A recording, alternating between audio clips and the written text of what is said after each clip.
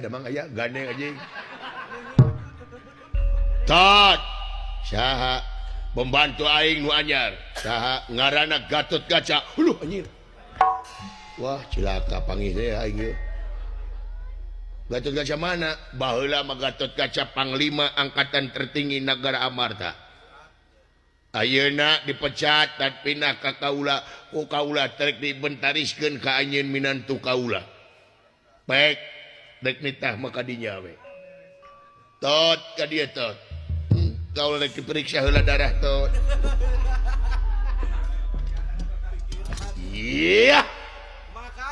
Waktunya balas dendam. Tot. Tot. Tot. Tot.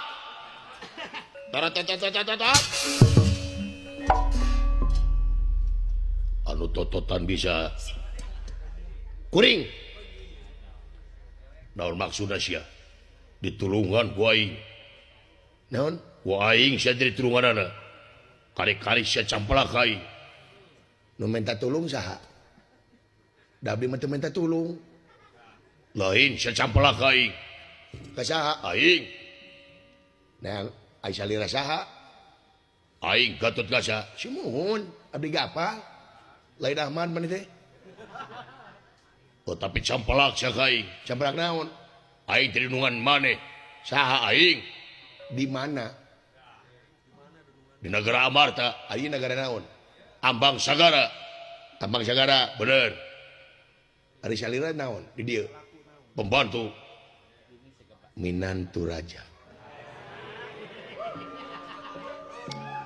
Gelarna pangeran di dieu.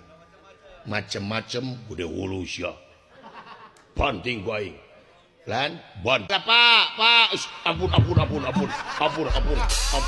ampun pangeran.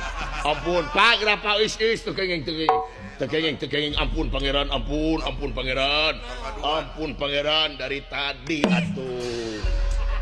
Bisa nanaon bener-bener teuing. Tah kuduna mah kieu pejabat karakyat teh tawado, pejabat karakyat lain melak cangkeng dina punuk. Sabab maneh teh digaji ku rakyat, dijenengkeun ku rakyat, dipilih ku rakyat. Ayeuna maneh ka rakyat para katangtang, para katengteng melak cangkeng dina punuk dorakan nungtut sakaituna. Ulah gede babantok jadi pejabat teh.